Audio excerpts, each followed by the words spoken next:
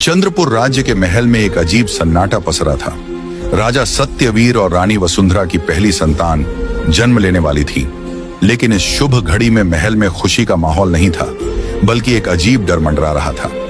महल के बाहर झुके हुए पेड़, मध्यम जलती मशालें और एक रहस्यमयी हवा पूरे वातावरण को भयावह बना रही थी। अचानक आसमान में बिजली कड़कने लगी और घने बादलों से ऐसा लगा जैसे कोई अदृश्य शक्ति इस राज्य पर अपनी पकड़ बना रही हो।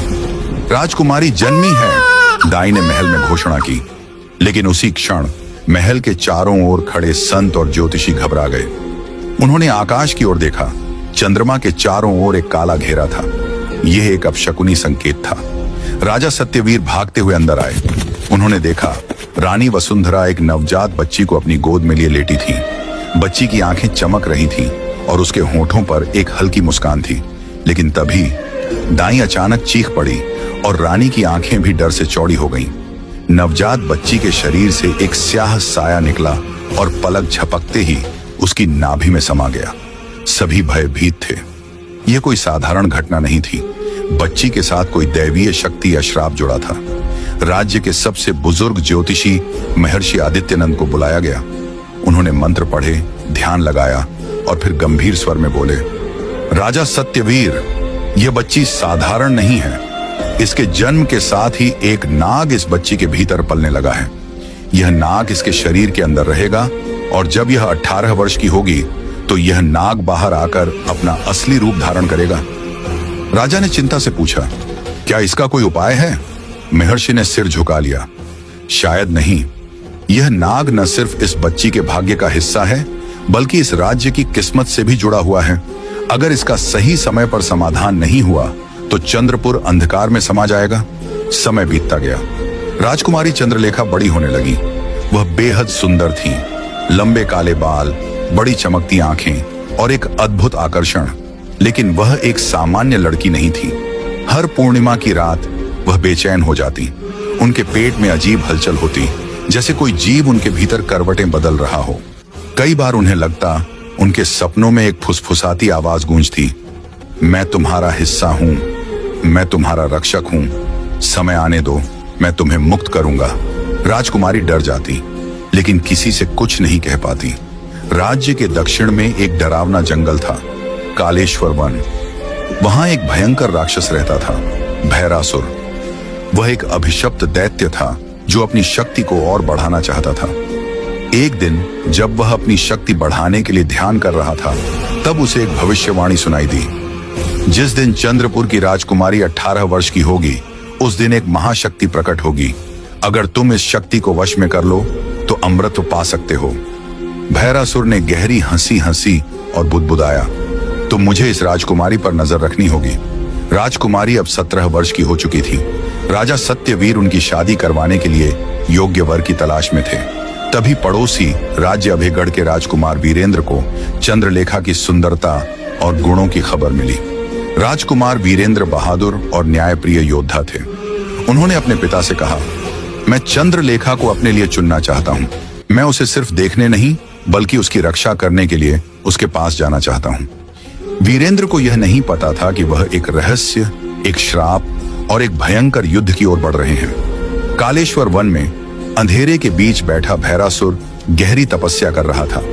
उसकी लाल आंखें बंद थीं और उसके चारों ओर जलते हुए मशालों की भयानक रोशनी थी।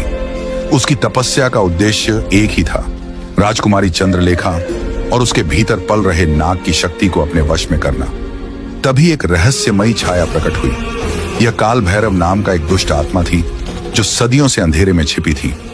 काल भैरव, भैरासुर, तुम्हें राजकुमारी की शक्ति चाहिए, लेकिन उसे पाने के लिए तुम्हें खुद को और शक्तिशाली बनाना होगा। भैरासुर ने आंखें खोली। उसकी भारी आवाज गूंजी, कैसे? काल भैरव, तुम्हें राजकुमारी को श्रापित करना होगा ताकि जब उसका नाग बाहर आए वह तुम्हारे नियंत्रण में रहे। लेकिन यह आसान नहीं होगा। कोई राजकुमार उसकी रक्षा करने आ रहा है। भैरासुर की आंखों में जलती हुई आग चमकी। उसने गहरी हंसी हंसी और कहा, तो फिर इस राजकुमार को रास्ते से हटाना होगा। राजकुमार वीरेंद्र चंद्रपुर की ओर बढ़ चुके थे। जब वह महल के करीब पहुंचे तो उन्होंने सुना कि महल में चंद्रलेखा का जन्मदिन मनाने की तैयारियां हो रही हैं। अगले ही दिन राजकुमारी 18 साल की होने वाली थी। महल में उनका स्वागत हुआ। जैसे ही उनकी नजर राजकुमारी चंद्रलेखा पर पड़ी, वह मंत्रमुग्ध रह गए। लंबे काले बाल, बड़ी काली आंखें और चेहरे पर एक अजीब रहस्यमयी आकर्षण। लेकिन वीरेंद्र ने यह भी देखा कि चंद्रलेखा की आंखों में एक अजीब सी उदासी थी, जैसे वह कुछ छिपा रही हो। जब दोनों पहली बार आमने सामने आए तो एक पल के लिए समय थम सा गया। वीरेंद्र ने कहा, आप सच में बहुत सुंदर हैं राजकुमारी, लेकिन आपकी आंखें कुछ और ही कह रही हैं।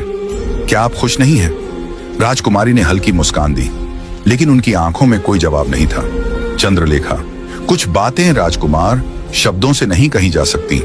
वीरेंद्र को महसूस हुआ कि इस राजकुमारी के आसपास कुछ अनोखा, कुछ रहस्यमयी है। रात के अंधेरे में जब पूरा महल चंद्रलेखा के जन्मदिन की तैयारी में व्यस्त था, भैरासुर ने अपनी काली शक्ति से एक मायावी छाया को भेजा। यह छाया चंद्रलेखा के कमरे में प्रवेश कर गई। राजकुमारी उस समय शीशे के सामने खड़ी थी जब अचानक उनके पेट में एक अजीब दर्द उठा। उनकी नाभि के पास हल्का नीला प्रकाश फैलने लगा और एक फुसफुसाहट उनके कानों में गूंज उठी। चंद्रलेखा, मैं जाग रहा हूं तुम्हारी रक्षा करने के लिए, लेकिन कोई हमें रोकने आ रहा है। राजकुमारी घबरा गई। तभी अचानक उनकी परछाई से एक अजीब काला साया अलग होकर एक डरावना रूप लेने लगा। वह भैरासुर की छाया थी। भैरासुर छाया रूप में, राजकुमारी, तुम मेरे लिए बहुत अनमोल हो। तुम्हारे भीतर जो शक्ति है वह मेरी होनी चाहिए। चंद्रलेखा चिल्लाने ही वाली थी कि तभी कमरे के दरवाजे धड़ाम से खुले और राजकुमार वीरेंद्र तलवार लेकर अंदर आ गए। भैरासुर की छाया गहरी हंसी हंसी और बोली, अब तक तुम्हें कुछ भी नहीं पता राजकुमार, लेकिन बहुत जल्द तुम्हें एहसास होगा कि यह सिर्फ एक शुरुआत है। इतना कहकर वह साया हवा में विलीन हो गया। वीरेंद्र ने चंद्रलेखा को देखा। वह कांप रही थी और उनकी आंखों में एक अजीब सा डर था। राजकुमार ने राजकुमारी का हाथ थामा और कहा, मुझे सच बताइए राजकुमारी, आप किस चीज से डर रही हैं? कुछ देर तक राजकुमारी चुप रही, लेकिन फिर उन्होंने धीरे धीरे अपनी कहानी कहनी शुरू की। जब मैं पैदा हुई थी तब से ही मेरे भीतर एक नाग पल रहा है। यह कोई साधारण नाग नहीं, बल्कि नागलोक का शापित राजकुमार है। जब मैं 18 साल की होंगी, ये नाग जाग जाएगा और तब कोई नहीं जानता कि क्या होगा। वीरेंद्र को यह सुनकर गहरा धक्का लगा, लेकिन उन्होंने कहा, कोई भी श्राप इतना ताकतवर नहीं हो सकता कि प्रेम और साहस उसे तोड़ न सके। मैं आपको इस अभिशाप से मुक्त कराऊंगा, चाहे इसके लिए मुझे किसी भी राक्षस से क्यों न लड़ना पड़े। कालेश्वर वन में भैरासुर ने अब आखिरी और सबसे खतरनाक योजना बनाई। अब बहुत हो गया। अगर राजकुमारी मेरे पास खुद नहीं आएगी तो मुझे उसे उठाकर ले जाना होगा। उसने अपने मंत्रों से एक भयंकर तूफान खड़ा कर दिया।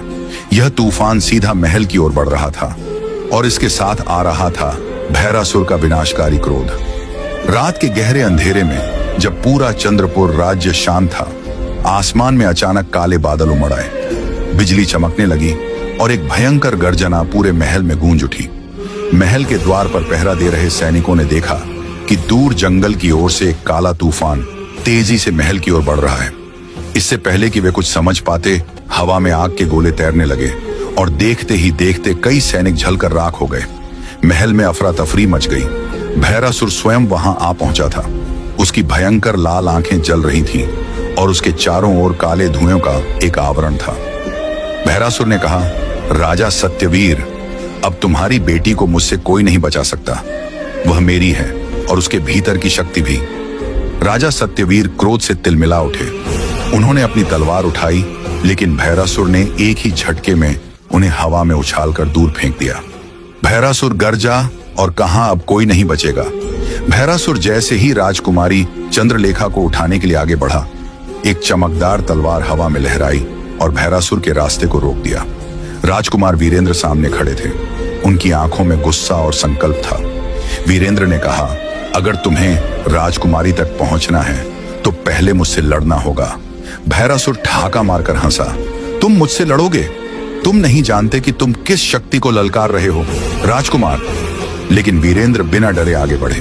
भयंकर युद्ध शुरू हो गया। वीरेंद्र की तलवार से आग की चिंगारियां निकलने लगी और हर वार के साथ भैरासुर की शक्ति कम होती जा रही थी।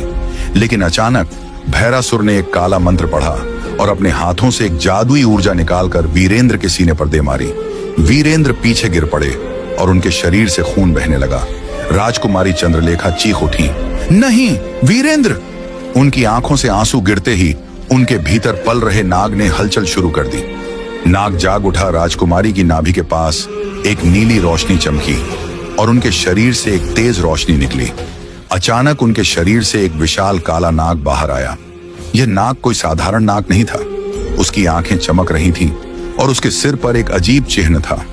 यह नागलोक का शापित राजकुमार कालनाग था। जैसे ही कालनाग बाहर आया, भैरासुर का चेहरा डर से सफेद पड़ गया। भैरासुर, यह कैसे संभव है? यह नाग, यह तो स्वयं काल का अवतार है।